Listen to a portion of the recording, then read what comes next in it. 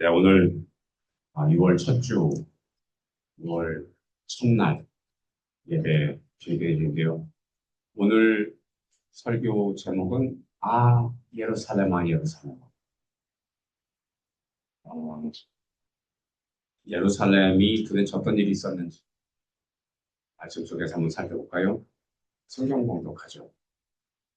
이사야 62장 1, 2절 같이 하겠습니다. 시온을 위하여 내가 잠잠하지 아니하며 예루살렘을 위하여 내가 가만히 있지 아니하리니 그 공의가 빛같이 그 구원이 횃불같이 타오름같이 다나니로니 민족들이 내 공의를 왕들이 다 내 영광을 볼 것이요 이는 여호와의 입으로 정하실 새 이름으로 불리리라. 네. 마태복음 23장 37절 예루살렘아 예루살렘아 선지자들을 죽이고 내게 파송된 자들을 돌로 치는 자여 보라 내 집이 황폐하여 버려진 바 되리라. 사도행전 2장 그 말을 받은 사람들은 세례를 받음에 이날에 신도의 수가 3천이나 더 그들이 사도의 가르침을 받아 서로 교제하고 떡을 떼며 오로지 기도하기를 힘쓰니라. 믿는 사람들이 다 함께 있어 모든 물건을 서로 통용하고 또 재산과 소유를 팔아 각 사람의 필요를 따라 나눠주며 야고보서 5장 들으라 부한 자들아 너에게 이 말 고생으로 말미암아 오늘고 통곡하라 너희 재물은 썩었고 너희 옷은 좀 녹았으며 너희 금과 은은 녹이 슬었으며 이 녹이 너에게 증거가 되며 불같이 너희 살을 먹으리라 너희가 말세에 재물을 쌓으리라. 요한계시록 21장 2절 또 내가 새하늘과 새 땅을 보니 처음 하늘과 처음 땅이 없어졌고 바다도 다시 있지 못하니 또 내가 보매 거룩한 성 새 예루살렘이 하나님께로부터 하늘에서 내려오니 그 준비한 것이 신부가 남편을 위하여 단장한 것 같더라. 아멘. 감사합니다. 자, 여러분 LA를 사시는 우리는 이것을 좀 알 수 있어요. 집들을 좀 이렇게 보다 보면 집 앞에 올리브 나무가 심겨져 있는 집들을 보실 수 있을 거예요.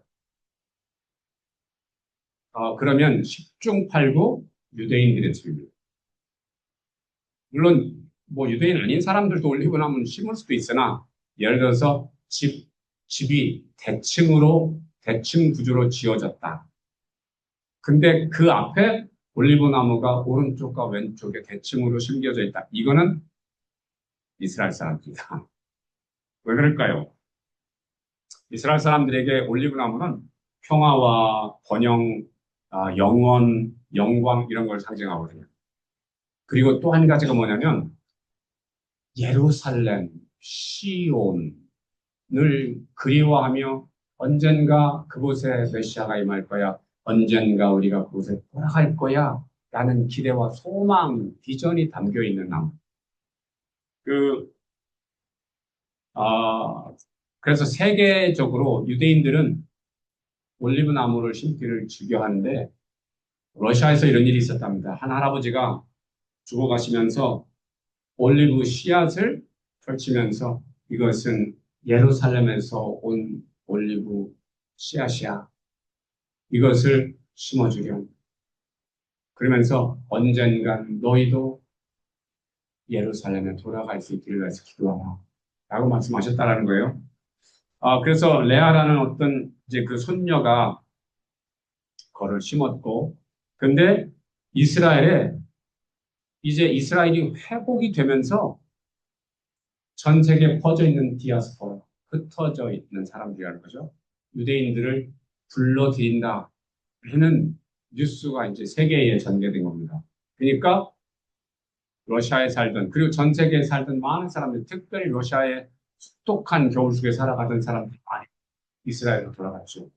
그러면서 레아가 그 할아버지가 주신 올리브 그 씨앗, 그 나무에서 자라는 그 씨앗을 가지고 가서 예루살렘에 가서 키부츠 공동체에다가 심고 지금은 올리브 숲이 됐다라는 거예요. 그래서 이스라엘의 올리브는 굉장히 유명하잖아요. 그러면서 이 레아라는 분이 할머니가 돼가지고 손주들에게 이야기를 하면서 그렇게 얘기를 했대요. 이 나무는 단지 씨앗에서 자란 게 아니야. 우리의 모두의 믿음과 땀, 시온을 향한 소망이 이 나무를 키웠단다. 라고 말했어요. 그렇죠. 그렇죠. 그냥 일반적으로 사람들이 올리브 나무를 심을 때는 그냥 올리브를 먹기 위해서, 올리브 기름을 짜기 위해서였겠지만, 유대인들에게는 그거 플러스 기도가 담긴 나무라는 거죠. 하나님께 나가고자 하는, 하나님께서 오시기를 기다리는 나무인 거죠. 여러분, 예루살렘, 예루살렘이라는 말은 예루샬라임, 샬라임은 샬롬이라는 말에서 나온 평화라는 뜻이고요. 예루 그러면 도시 혹은 기초라는 뜻이에요. 그래서 평화의 도시 혹은 평화의 기초가 되는 곳이다 라는 뜻입니다. 이 두 말뜻이 진짜 그대로거든요. 평화의 도시예요. 다윗 왕이 예루살렘으로 어, 이제 도성을 옮기면서 평화의 도시가 됐죠. 그러나 평화의 기초가 된 때는 언제일까요? 예수님이 오심으로 평화의 기초가 마련된 거죠. 아, 이사야 61장 1, 2절은 이렇게 말합니다. 시온을 위하여 내가 잠잠하지 아니하며 예루살렘을 위하여 내가 가만히 있지 아니하며 그 공의가 빛같이 그 구원이 횃불이 타오름 같이 나타나리로다. 민족들이 내 공의를 왕들이 다 내 영광을 볼 것이요 너는 여호와의 입으로 정하실 새 이름으로 불리리라. 여러분 이게 이사야 선지자가 예수님이 탄생 800년 전에 선포하신 말인데 예수님이 오심으로 이것이 실현됐죠. 예수님이 오심으로 실현됐고 새 이름으로 불리자 이 부분은 아직 실현 안 됐다. 이게 뭔지도 살펴보겠죠.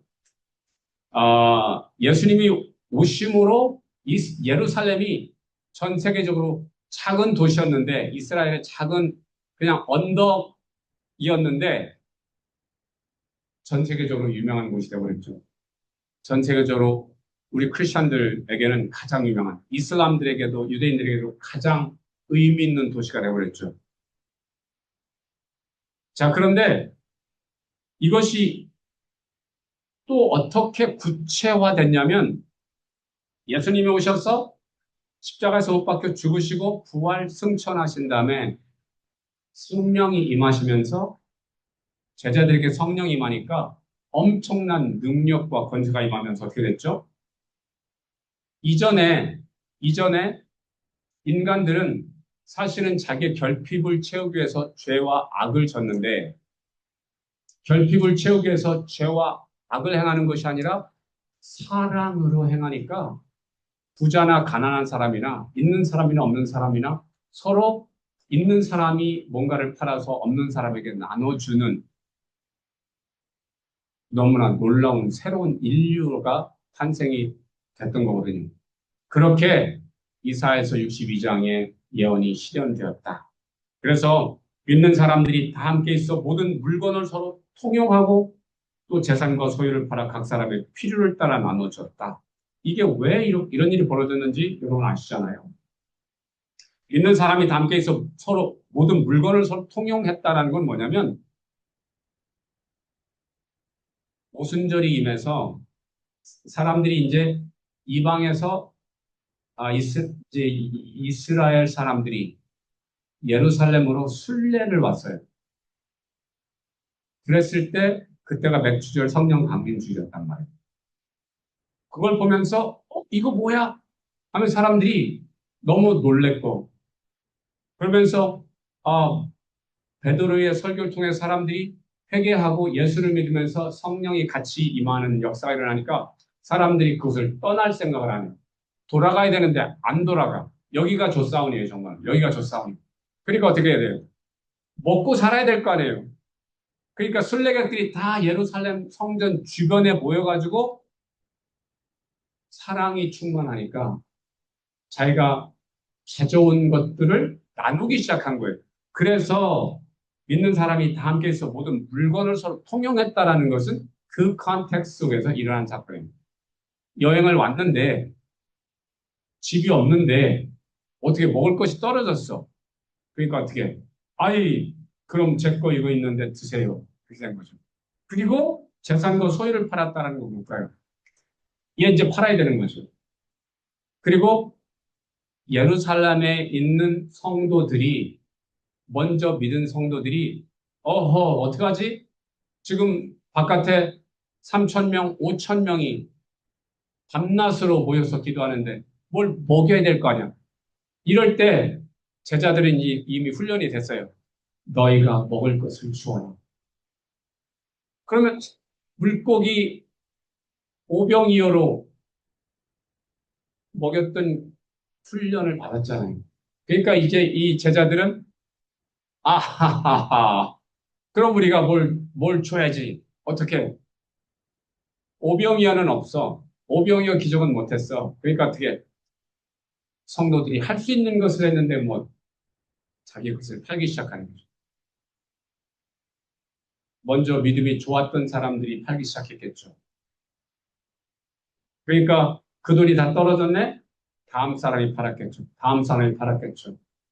그러면서 이 기도하는 사람들을 먹이고 그들을 섬기는 것이 기쁨이 되었다. 그렇게 아름다운 공동체가 된 것이 우리가 기억하는 초대교회죠. 자, 그런데 이것은 예수님께서 십자가에 못 박혀 죽으신 게 약 AD 30년경이라면 그 뒤로 몇 년간 이런 복된 일들이 있었어요. 그런데 34년경에 스데반 집사가 순교를 당합니다.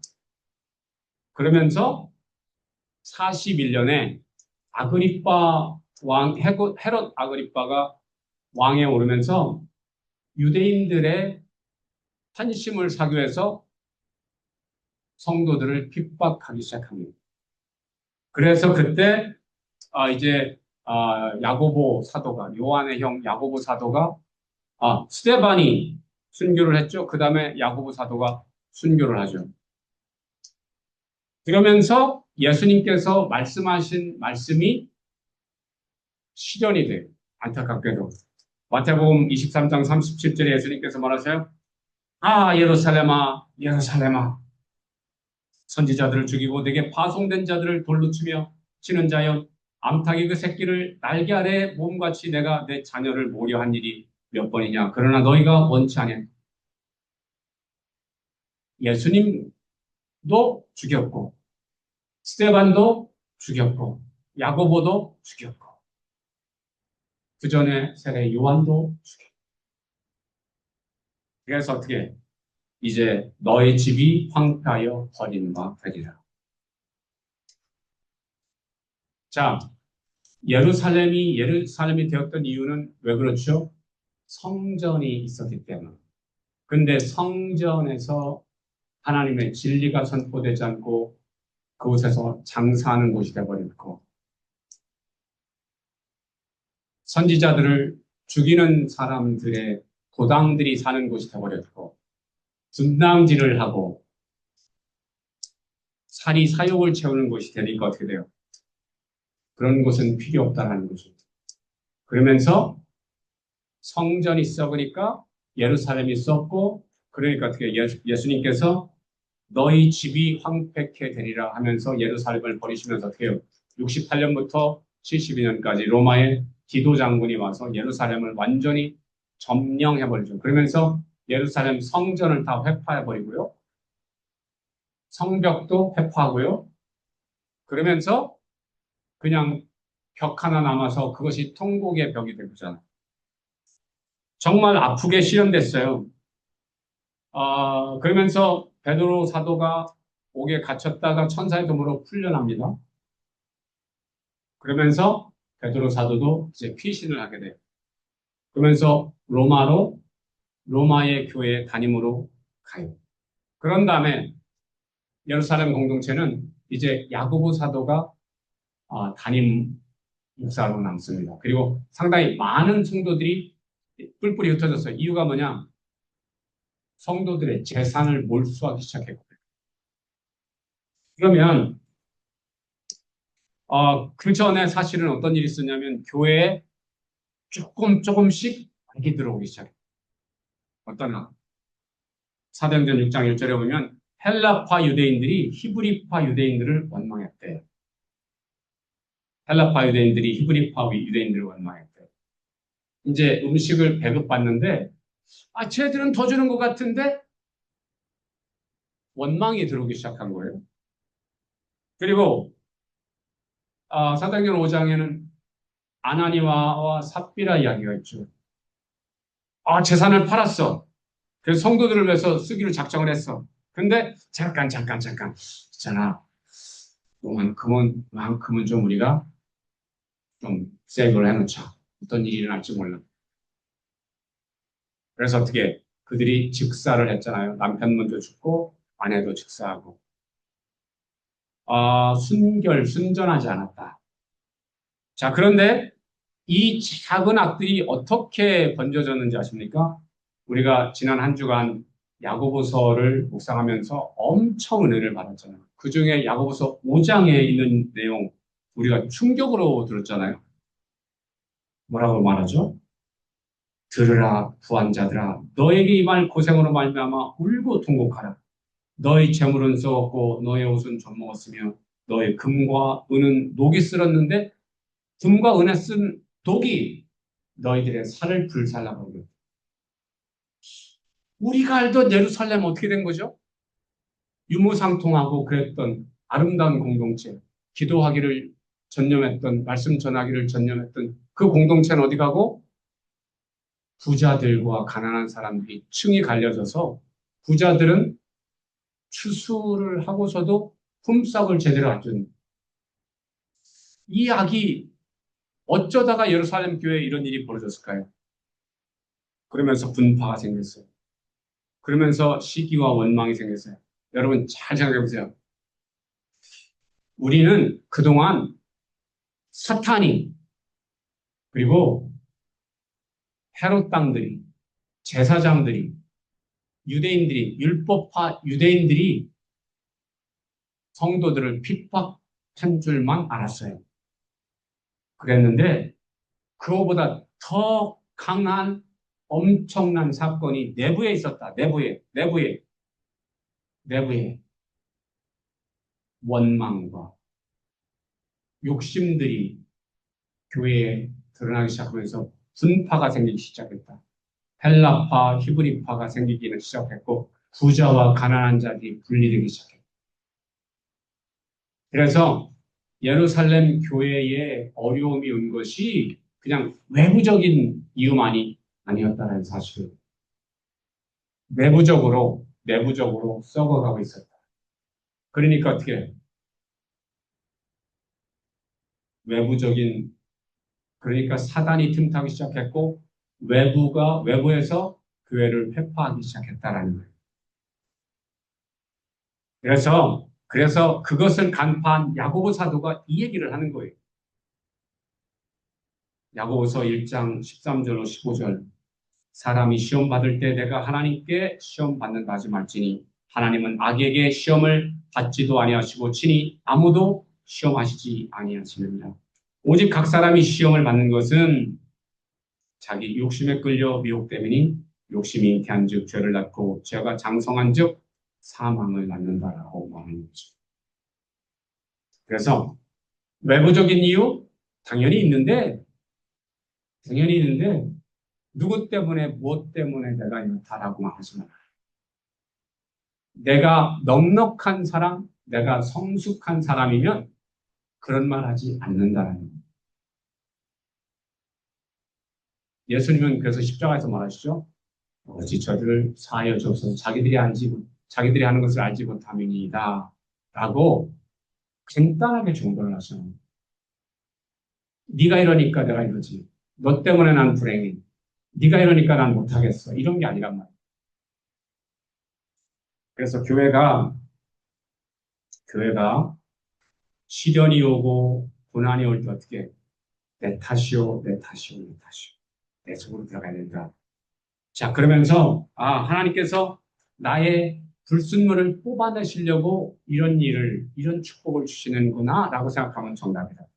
자, 그 의도를 알고 주님께 나가는 사람은 어떻게 행동해야 되는지 야고보는 이렇게 얘기해요. 내 형제들아, 너희가 여러 가지 시험, 시련, 고난, 고생이 찾아오거든, 당하거든, 온전하게 기쁘게 여기라는 거예요. 저는 이 말이 얼마나 감사한지 모르겠어요. 왜냐하면 이것은 진리를 알지 않고서는 이럴 수가 없는데 야고보 사도는 진실과 진리를 알고 우리에게 이 진리를 알려주고 있네. 이 진실과 진리가 뭐게요? 시험을 하나님께서 허락하시는 이유는 너의 믿음의 시련이 인내를 만들어내고 그 인내가 온전히 이루어지면 너희를 온전하고 구비하여 조금 더 부족함이 없게 하려면 우리가 지난주에도 이 말씀을 살폈는데 여전히 이 말씀 정말 얼마나 진리고 진실이고 능력인지. 자, 시험과 시련은 재수가 없어서 오는 게 아니라 내 속에 불순물을 빼기 위해서다. 건강, 재물, 관계 어떤 것이든 그 부분의 불순물을 빼기 위해서 선물로 주시는 것이다. 마침내 정금같이 되어서 조금 더 부족함이 없게 하려. 할렐루야! 그래서 불시험을 기쁨으로 이기면 더 놀라운 축복을 주시는데 이게 뭐라고 그랬죠? 야고보서 1장 12절. 시험을 참는 자는 복이 있나니 이는 시련을 견디어낸 자가 주께서 자기를 사랑한 자들에게 약속하신 생명의 면류관을 얻을 것이라. 여러분 한번 머리 한번 이렇게 만져보시겠어요? 여기에 그냥 이렇게 머리만 만지지 마시고 이 주변을 한번 이렇게 생명의 면류관이 만져지시나요? 근데 이거 이렇게 오케이 예, 두 손으로 이렇게 생명의 면류관이 여기 있어 믿으시면 하면 네 아니 지금은 없고 천국 가면 여기 생명의 면류관이 있어 이거 쫙 내려가지고 맨, 오 마이 갓, 와우 이 감격이 있어야 된다. 오늘 그 감동과 감격이 있는 사람은요 이 고난, 시련, 고통, 고생 이거 넉넉하게 이긴다. 기쁨으로 이긴다. 근데 이거가 안 느껴 요렇게 하지 않는 사람은 어떻게 될까요? 요렇게 하지 않는 사람은 이렇게 된다. 머리를 싸매고 머리를 쥐어뜯으면서 아이고 어디로 간다? 아이고 헬. 아이고 투야. 그런데 오 마이 갓! 나에게 이런 생명의 면류관이라는 게 뭐예요? 영원한 생명, 영원한 생명의 면류관인데 영원히 주시는 면. 할렐루야. 이러니 우리가 안 기쁠 수가 있나요? 우리는 철수 못 가진 사람들이. 이 진리, 지금 여기 가슴을 좀 이렇게 신비에 새겨진 것을 한번 이렇게 만져보세요. 어찌 기쁘지 아니하요. 할렐루야. 여러분, 지금 우리가 예루살렘에서 일어난 사건들을 좀 살폈어요. 예루살렘이 예수님이 오심으로 이사야 선지자가 800년 전에 예언한 것이 실현됐다. 제자들이 유무상통하면서 영광의 도시로 평화의 기초가 놓여진 도시가 됐다. 그런데 안타깝게도 예수님께서 예언하신 예루살렘의 멸망의 예언이 또한 실현됐다. 그런데 거기에는 교회 책임이 있다. 원망과 시비가 교회 속으로 들어왔다. 부자들의 탐욕이 들어왔다. 부자들이 가난한 자들을 멸시하는 일이 벌어졌다. 그 박이 들어오니까 어떻게 외부의 시험과 시련을 속수무책으로 당하더라고요. 그런데 그럼 하나님께서는 사랑하는 성도들, 사랑하는 교회를 그렇게만 두셨을까요? 아니죠. 여기에 반전이 있는 겁니다. 여기에 복음이 있는 겁니다. 어떤 반전이 있었을까요? 여러분 생각해 보세요. 유무상통하면서 언제까지 유무상통할 수 있을까요? 아, 나한테 이게 좀 있으니까 요거 나눠 먹읍시다. 그럼 그거 떨어지면 어떻게 되는 거죠? 그래서 예루살렘에 살던 유지 성도들이 자신의 집과 논과 밭을 팔기 시작한 거예요. 그래서 그걸로 한동안 먹어. 언제까지 그걸 그렇게 살 수 있을까요? 언제까지? 그럼 믿는 사람들은 다 팔아. 그럼 누가 살까요? 안 믿는 사람들이 사. 그러면 믿는 사람들은 예배 드리면서 먹을 게 없으니까 어떻게 되고?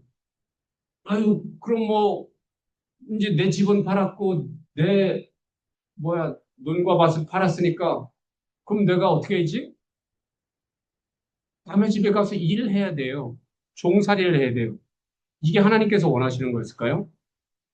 아니겠죠? 그럼 하나님은 무슨 계획을 갖고 계셨던 걸까요? 여러분, 하나님의 일을 잘못 이해하면 우리가 믿음 속에서도 교회에서도 바벨탑을 살 수 있다는 사실을 알아야 돼요. 그럼 어떤 바벨탑을? 아니, 초대교회에서 바벨탑을 썼다라고 그러시는 겁니까? 말이 됩니까? 우리가 사랑하는 초대교회인데, 네, 초대교회에서 바벨탑을 쌓은 부분이 있다. 어떤 바벨탑일까요? 야야야, 거기 했더니 그냥 거기 있기만 하면 밥 무료, 아무 일도 안 해도 돼. 밥 줘, 병 고쳐줘. 그냥 거기만 있으면 돼. 그냥 여기가 좋사오니 있으면 돼. 그럼 일 안 해도 돼. 하루 종일 말씀 듣고 찬송하고 그러면 돼. 야, 그동안 있잖아. 우리가 못 먹고 못 살았잖아. 거기 가니까 부자들이 옷도 줘. 거기 가니까 부자들이 자기들이 먹던 음식도 줘. 야! 예, 유무상통하고 그곳에서 기도하고 찬양하고 하는 건 좋아요. 그러면 하나님께서는 그럼 니네는 그 일만 하고 살아라라고 지으셨을까요? 그 일만 하면 어떤 일이 벌어진다고 그랬죠? 팔고 팔고 팔고 그래서 믿는 사람들은 다 안 믿는 사람들의 종이 되어야 되는데 논리가 자, 그 부분이 교회에서 잘못 쌓은 바벨탑이었다는 사실입니다. 우리는 절대로 하루 종일 일주일 내내 성전에 모여서 예배하라고만 지어진 주제가 아닙니다. 그건 뭘까요? 우리 각자에게 주신 비전 영역이 있어서 그 영역 속에서 네가 노동하면서 그 영역을 통해서 기업, 경영을 하고 소득을 만들어내고 너도 먹고 주변 사람들을 먹여 살리라는 거예요.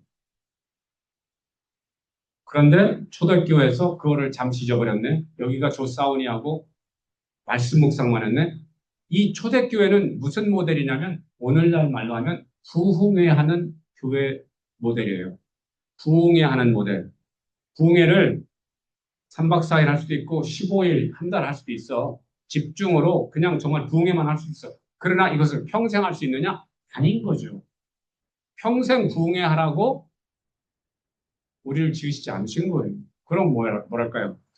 우리에게 주신 비전 영역을 가서 씨앗도 뿌리고 잡초도 뽑고 열매를 맺으라고 하는 거예요. 자, 예루살렘 교회에 모였던 사람들이 잠시 그것을 잊고 여기가 좋사오니 하는 사이에 안타깝게 거라지들이 들어오면서 원망과 시기와 탐욕들이 들어오기 시작했다.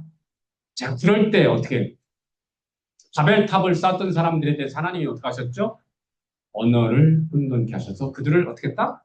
흩으셨다. 흩으셔서 어떻게 세계 각국에 펼쳐지도록 하셨다. 이유가 뭘까요? 하나님의 의도는 그냥 바벨탑 주변에 모여가지고 니네끼리 작당하라는 게 아니라 흩어져서 지구를 경작하도록 하는 것이 하나님의 뜻이었기 때문에 예루살렘 교회도 마찬가지예요. 예루살렘 교회도 그냥 부흥회만 하는 교회가 아니라 궁예로 심령이 강건해졌으면 이제 너희가 먼저 은혜를 받았으면 가서 전하라는 거예요. 그래서 어떻게 먼저 재산을 팔았던 사람들은 어떻게 됐을까요? 핍박이 온단다. 떠나래 했을 때 어떻게 그래 우리가 이제 재산 다 교회 바쳤어. 주님 나라고 해서 바쳤어. 나는 거리적거리는 것이었다. 그렇다면 이제 복음 들고 나갈 준비 돼 있다. 심령이 준비됐고 나 이제 거치는 것도 없다. 논도 팔았고 밭도 팔았고 집도 팔았고 이제는 I am free to go. 주님께서 예배하신 게 바로 그거예요. 부자 청년이 왔을 때 뭐라 하죠? 선생님 내가 어찌하여 구원을 영생을 얻으리까 하니까 예수님이 뭐래? 그래 너 이런 거 했니? 예 그거 어릴 적부터 잘했습니다. 그래 잘했다. 근데 한 가지 부족한 게 있어. 네가 가진 것을 다 팔아서 가난한 자에게 주고 너는 많다. 지금 예루살렘 교회에 일어난 일이 그거예요.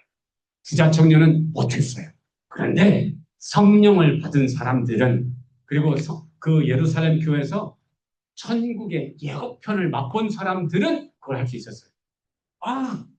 성령이 임하니까 이런 일이 벌어지네? 그렇다면 천국이 이런 거라면 내가 이제는 이 복음 들고 와서 내가 천국을 만들어야 되겠다. 내게 주신 비전 영역, 안디옥에 가서, 터키에 가서 그곳에 교회를 개척하고 전도하고 교회를 개척하고 천국 공동체를 그곳에서 만들어야 되겠다. 이것이 하나님께 나에게 주신 기업이구나라는 것을 깨닫고 떠날 수 있었던 거예요. 그 일을 위해서 하나님께서는 전략적으로 유무상통하는 천국 공동체를 경험하게 하시고 물건도 팔게 하시고 그래서 자유롭게 떠날 수 있는 준비를 시켜주신 거죠. 그런데 이것을 이해하지 못하는 사람들은 예루살렘에 남아있었다. 그러면서 아마 이 야고보가 목회하는 상황에서 재산이 많았던 사람들은 어떤 사람들일까요? 착실하게 믿었던 사람들은 재산을 그 당시에 많이 몰수당했거든요. 근데 몰수당하지 않았던 사람들은 어떤 사람들이었을까요? 헤롯 땅에 제사장들에게 나름 뇌물을 바쳤거나 그러면서 믿음에 타협을 했던 사람들일 가능성도 있을 것 같다. 그러니까 어떻게 타협을 할 수 있는 사람들은 예수도 믿고 세상도 따르고 그러니까 교회 와서 예배는 드리는데 이게 자기 권위와 악독은 여전히 남아있는 거죠. 그러니까 성도들에게 순전한 사랑으로 향하지 못하는 거죠. 자, 그래서 하나님께서는 교회에게 예루살렘 공동체를 통해서 놀라운 천국의 맛을 보이게 하신 다음에 정말 아무것도 아깝게 생각하지 않고 술술 털어버리고 선교지를 향해서 나갈 수 있도록 비전의 현장을 향해서 나갈 수 있도록 하시는 것이 축복이었다. 자, 그런데 여러분 유대인들은 아직도 예루살렘을 그리워하고 예루살렘으로 돌아가려고 하는 시온의 기운이 있어요. 근데 그 예루살렘의 현실은 어떻죠? 지금은 유대인들 영역, 이슬람 영역, 기독교 영역 세 군데로 난립분립되어 있는 상태예요. 그래서 서로가 모슬렘이 이제 한때 셌기 때문에 저 사진에서 보는 황금 돔은 이슬람 사원이에요. 안타깝게도 거룩한 곳에 가증한 것이 선 거죠. 그게 이스라엘이다, 예루살렘이다. 그러면 참된 예루살렘은 어떤 걸까요? 계시록은 이렇게 말합니다. 또 내가 새 하늘과 새 땅을 보니 처음 하늘과 처음 땅이 없어졌고 바다도 다시 있지 않더라. 또 내가 보매 거룩한 성 새 예루살렘이 하나님께로부터 하늘에서 내려오니 그 준비한 것이 신부가 남편을 위하여 탄장한 것 같더라. 뭐다? 새 예루살렘. 새 예루살렘이 내려온다라는 겁니다. 새 예루살렘. 아까 우리는 그래서 어떻게 우리는 예루살렘으로 돌아가자 한다. 어떤 사람들은 에덴으로 돌아가야 되는데, 그래서 뭐 새 에덴 얘기하는데, 죄송한데 그런 건 성경에 없다. 우리는 이 땅에서 에덴을 그러니까 이 땅에 사는 동안은 에덴을 확장시키는 일은 우리가 해야 된다. 그러나 우리의 목적지는 에덴이 아니다라는 거예요. 우리의 목적지는 어디다? 예루살렘 아니다라는 거예요. 우리의 목적지는 어디? 새 예루살렘이다. 새 예루살렘이다. 그럼 새 예루살렘 안에 들어가기 위해서 어떻게? 이 새 예루살렘은요, 신부가 남편을 위해서 단장한 것 같더래요. 여기서 비밀이 있어요. 비밀이 있어요. 이 새 예루살렘은 그냥 도시가 아니에요. 우리 각자예요. 잘 들으세요. 예루살렘은 도시 이름이 아니라 내 이름이에요. 내가 새로운 단장을 하고 신부가 남편 예수님과 혼인하는 사람이 되어야 된다라는 거예요. 그러기 위해서 어떻게 거룩함으로 단장해야 된다. 사랑으로 단장해야 된다. 진리로 단장해야 된다. 비전으로 단장해야 된다. 한 유대인 노인이 통곡의 벽에서 매일 기도했대요. 그러니까 어떤 젊은이가 아니 할아버지 수십 년째 와서 기도하는데 메시아는 오지 않잖아요. 실망스럽지도 않으세요? 그러니까 할아버지가 그랬대. 내가 여기서 기도하는 거는 내가 메시아를 기다리는 게 아니라 메시아가 나를 기다리신다는 증거야.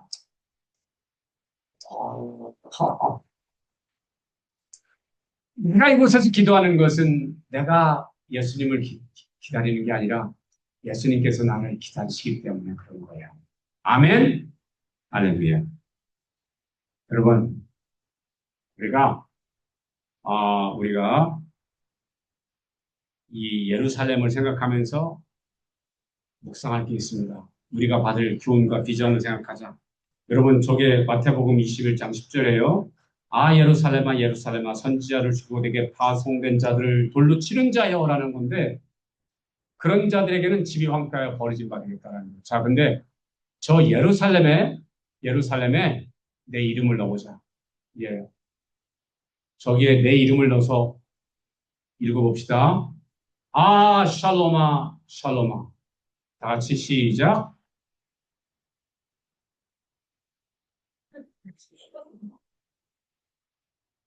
가 아니라, 샬롬아, 샬롬아. 선지자들을 죽이고 내게 파송된 자들을 돌로 치는 자여. 보라 너희 집이 황폐하여 버리지 마되라. 예수님의 이 경고의 말씀을 다시 한번 명확하게 큰 소리로 시작!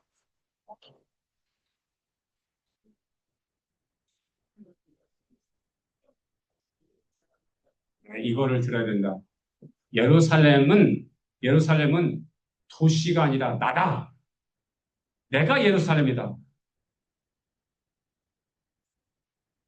여러분, 오늘 혹시 내가 믿는 자 누구를 죽이려고 돌을 들었나요? 안 믿는 누구를 위해서 돌을 들었나요? 자, 돌 내려놓자. 회개하자. 사랑하자. 굶자. 그러면 어떻게? 내 집이 결단코 황폐하지 않겠고 버림받지 않을 겁니다. 믿으시면 아멘. 여러분,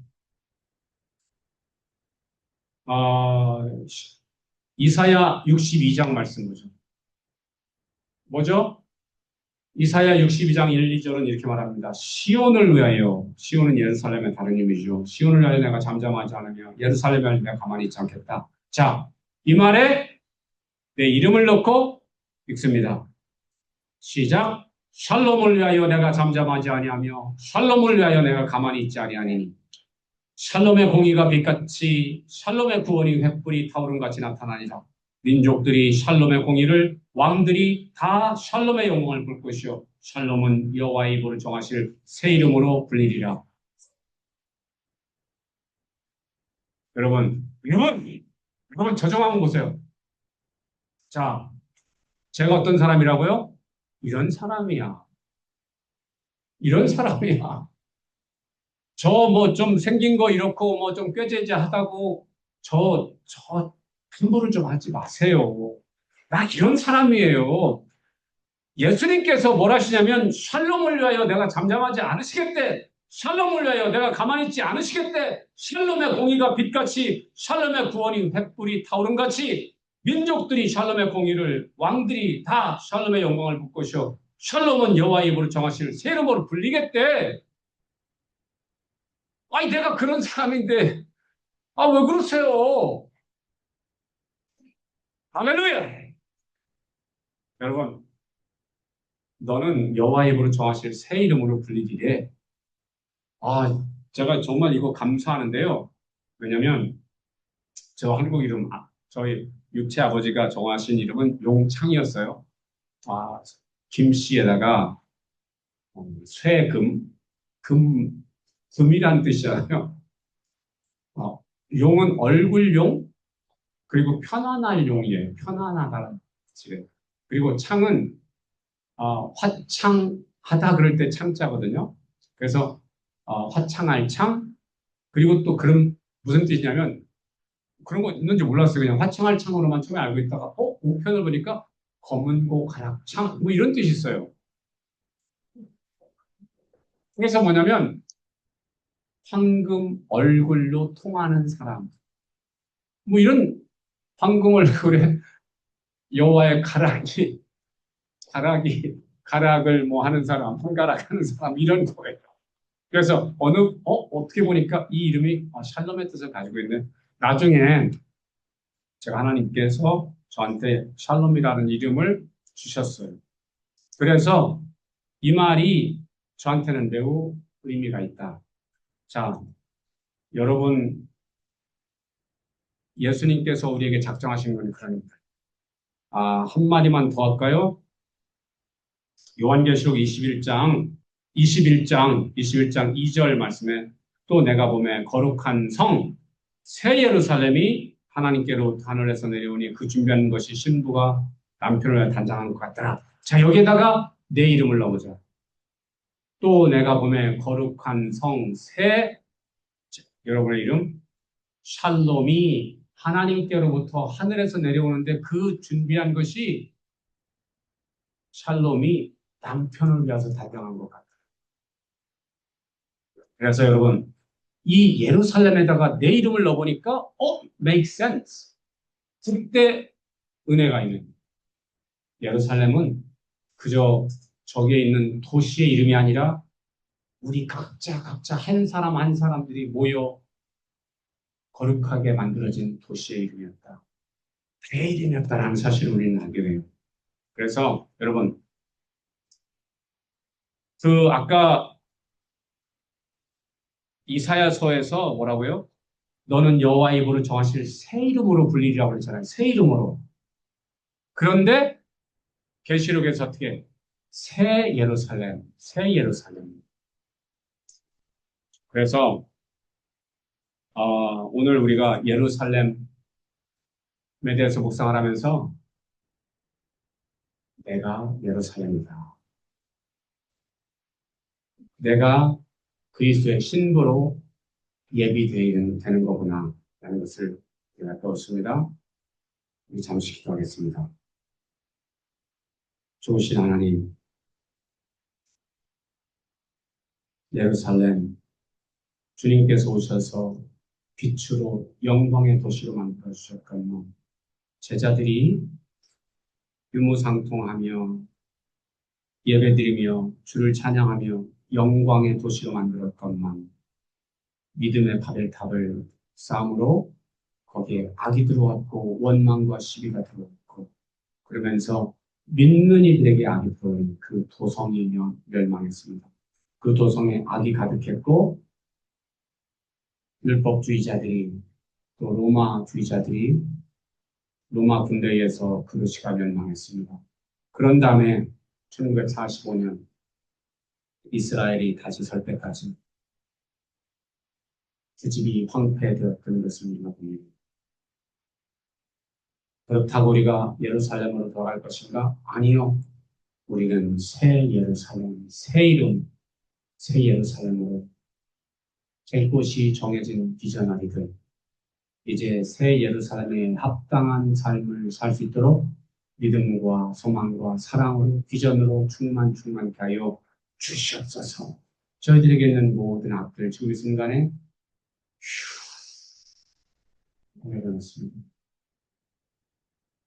형제들 향해서 들었던 돌 내려놓습니다. 오직 주의 뜻만이 우뚝 서 주시옵소서. 아멘. 주님 사랑합니다. 평화의 사람으로 만들어주시고 평화의 기초가 되게 하시는 것 감사하고 축복하며 예수님의 이름으로 기도합니다. 아멘.